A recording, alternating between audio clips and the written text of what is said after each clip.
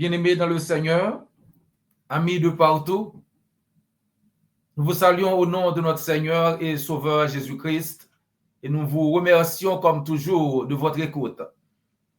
Merci également de vous abonner à notre chaîne, de commenter, liker et de partager sur n'importe quelle plateforme que vous écoutez. Si vous n'avez pas encore fait, n'oubliez pas de vous abonner et cliquez sur la cloche pour pouvoir recevoir des notifications chaque fois que nous sommes dans l'air. Cette étude biblique est également disponible en anglais et en créole sur notre chaîne. Si vous souhaitez écouter dans une autre langue, allez sur la chaîne et choisissez la langue que vous voulez écouter. This Bible study is also available in English and Creole on our channel. If you'd like to listen in a different language, please go to the channel and pick the language you'd like to listen to. Étude biblique ça disponible tout en anglais et créole sur channel là. Si tu as écouter dans l'autre langue, tant pis, allez sur channel là et puis choisis langue où tu as écouter. Que le Seigneur bénisse ce moment que nous allons passer ensemble dans l'étude de sa parole. Quelqu'un demande pourquoi les gens adorent-ils des idoles? C'est une très importante question. Vous êtes-vous déjà demandé pourquoi certaines personnes adorent des idoles? La Bible parle souvent d'idolâtrie et les Écritures et l'expérience humaine éclairent les raisons pour lesquelles les gens se tournent vers les idoles. Par un regard profond ou un profond désir de Dieu, je dirais, les gens se tournent vers les idoles. Le saviez-vous? L'une des principales raisons pour lesquelles les gens adorent des idoles est parce qu'ils recherchent Jéhovah Dieu. Tout être humain est créé avec un désir ardent de Dieu. Comme nous dit Ecclésiaste chapitre 3 verset 11, Dieu a mis dans le cœur de l'homme la pensée de l'éternité.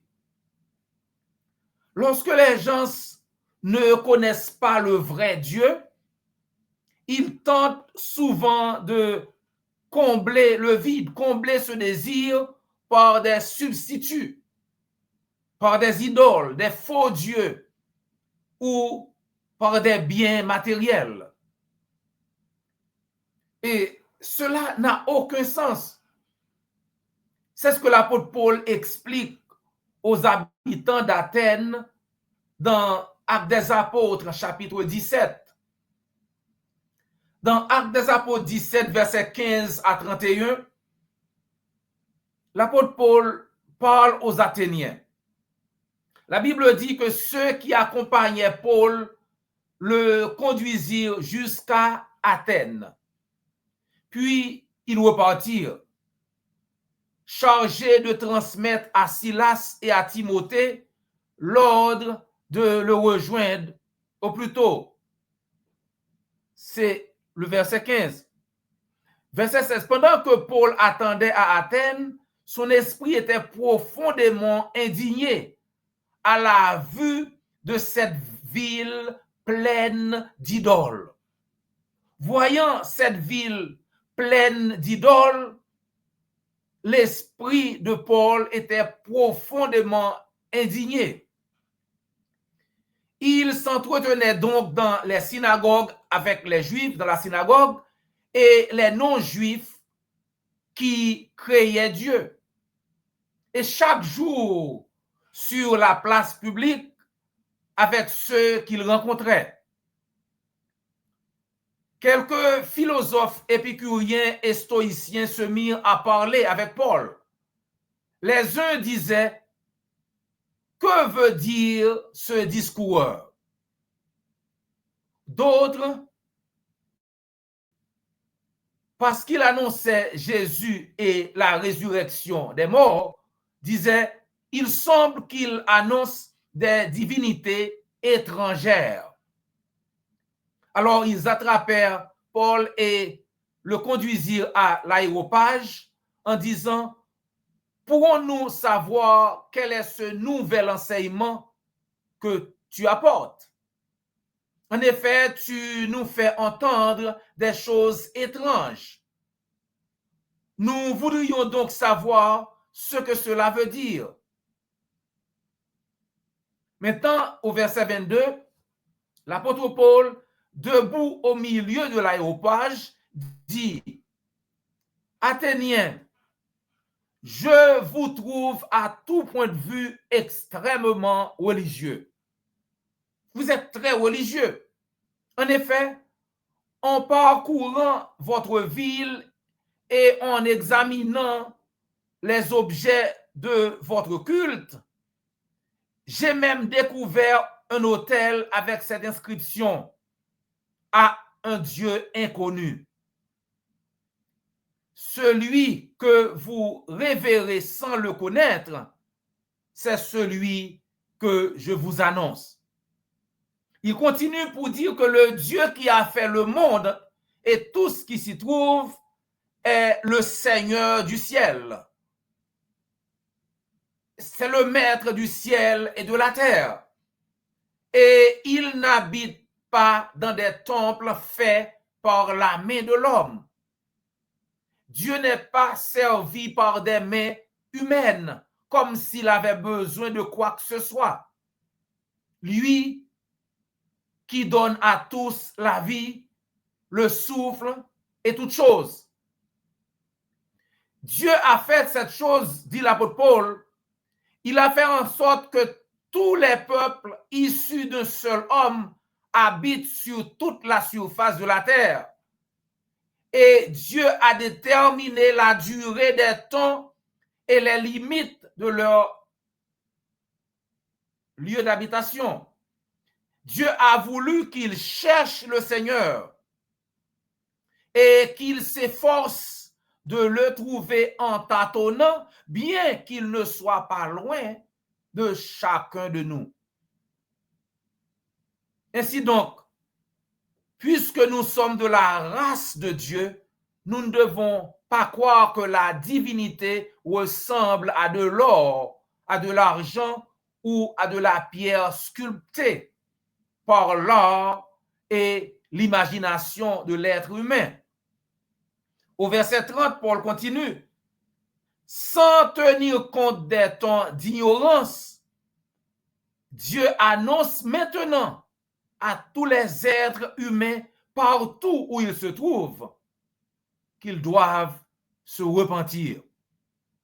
Parce qu'il a fixé un jour où il jugera le monde avec justice par l'homme qu'il a désiré. Et il en a donné preuve à tous, une preuve certaine en le ressuscitant des morts.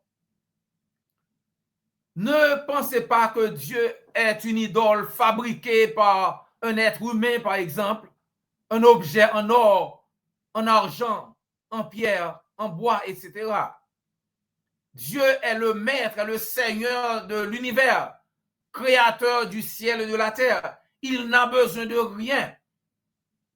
Dans Psaume 115, verset 4, à continuer, la Bible dit, leurs idoles, ce n'est que de l'argent et de l'or. Elles sont faites par la main des hommes. Elles ont une bouche, mais ne parlent pas. Elles ont des yeux, mais ne voient pas. Elles ont des oreilles, mais n'entendent pas. Elles ont un nez, mais ne sentent pas. Elles ont des mains, mais ne touchent pas. Des pieds, mais ne marchent pas. Leur gosier ne produit aucun son. Il leur ressemble, dit la Bible, ceux qui les fabriquent, tous ceux qui se confient en elles. ceux qui fabriquent ces images leur ressemblent. Tous ceux qui se confient en elles également. Habakkuk 2, verset 18 à 20 nous dit, là Dieu nous pose cette question. À quoi sert une sculpture sacrée pour qu'un ouvrier la façonne? À quoi ça sert? À quoi sert une idole en métal fondu et qui enseigne le mensonge pour que l'ouvrier qui l'a faite place en elle sa confiance au point de fabriquer des faux dieux muets? À quoi ça sert? Malheur à celui qui dit à un morceau de bois, lève-toi, ou à une pierre muette, réveille-toi. Donnera-t-elle instruction? Dieu nous demande d'obéir seulement et seulement à Dieu, le Maître, le Créateur de l'homme. Ésaïe 44, verset 6 à 20 nous rappelle qu'il faut servir Dieu et jamais les idoles. Servez Dieu, chers amis, pas les idoles. Ainsi parle l'Éternel, roi d'Israël et son Rédempteur, l'Éternel des armées. Je suis le premier et je suis le dernier. Et hors moi, il n'y a point de Dieu. Ceux qui fabriquent des idoles ne sont tous que vantés. Et leurs plus belles œuvres ne servent à rien. Elles le témoignent elles-mêmes.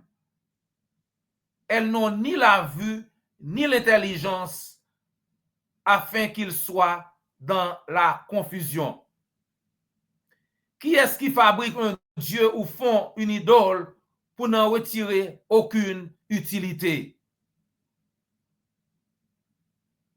Voici tous ceux qui y travaillent seront confondus et couverts de honte, dit la Bible. Servir les idoles, c'est vraiment une ridicule, chers amis. Alors pourquoi les gens adorent-ils des idoles? À cause du péché et de la rébellion des hommes. Dans Romains chapitre 1er, verset 21 à 23, l'apôtre Paul explique que les hommes connaissent Dieu, mais ne l'adorent pas. Ils connaissaient Dieu, mais ne l'adoraient pas. Au contraire, ils ont changé la gloire de Dieu contre des images de créatures. L'idolâtrie, chers amis, n'est pas seulement de l'ignorance. C'est souvent un refus d'adorer le vrai Dieu, choisissant plutôt quelque chose de plus facile, de plus contrôlable ou de plus attrayant pour les désirs humains. Pourquoi servir les idoles? Parce que les idoles semblent offrir le contrôle. Les idoles donnent l'illusion de contrôler leur vie, leur fertilité, leur récolte, leur santé ou leur fortune. Au lieu de faire confiance à Dieu, le Jéhovah Dieu par la foi, les gens se tournent vers des objets ou des rituels qu'ils pensent pouvoir manipuler. C'était vrai pour Israël dans l'Ancien Testament et c'est encore vrai aujourd'hui pour les idoles modernes telles que l'argent, le pouvoir, le plaisir, chers amis. Les gens se tournent vers les idoles à cause de la pression culturelle et sociale. La pression culturelle et sociale pousse les gens parfois à se tourner vers les idoles. Dans l'Ancien Testament, les nations entouraient Israël, adoraient des idoles. Et Israël les copiait très souvent. Juge 2, versets 11 à 13.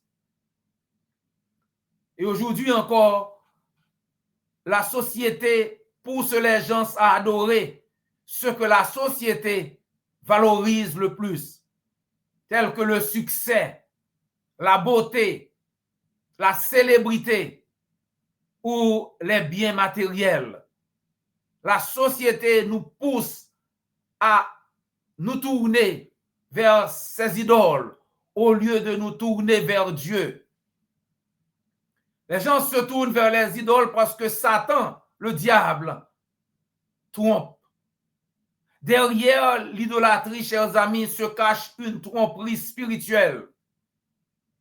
L'apôtre Paul dit dans 1 Corinthiens chapitre 10 au verset 20 que l'adoration des idoles implique une communion avec les démons. Satan utilise les idoles pour distraire et asservir les gens, les empêchant d'adorer le Dieu vivant. Les gens adorent les idoles par soif spirituelle profonde. Mais cette soif est détournée par le péché, l'influence culturelle et les mensonges du diable. L'idolâtrie consiste en réalité à échanger le Créateur contre la créature, chers amis. Mais la bonne nouvelle est que seul Dieu peut véritablement satisfaire le cœur. Comme nous dit Psaume 115, verset 8, ceux qui fabriquent des idoles deviennent comme eux. Deviennent comme ces idoles, deviennent comme elles, et sans vie et sans pouvoir. Mais ceux qui adorent le vrai Dieu trouvent la vie et la paix en Dieu. Alors, bien-aimés dans le Seigneur, ne vous laissez pas tromper par le diable. Continuez à entendre ce que Dieu a à nous dire. Continuez à adorer Dieu. Et Dieu seul, et rien d'autre, personne d'autre. Et vous aurez la vie éternelle. Si vous écoutez ce message, mais que vous n'avez pas encore obéi à l'évangile, vous aussi, vous devez faire beaucoup d'attention. Vous devez être sur vos gardes, chers amis.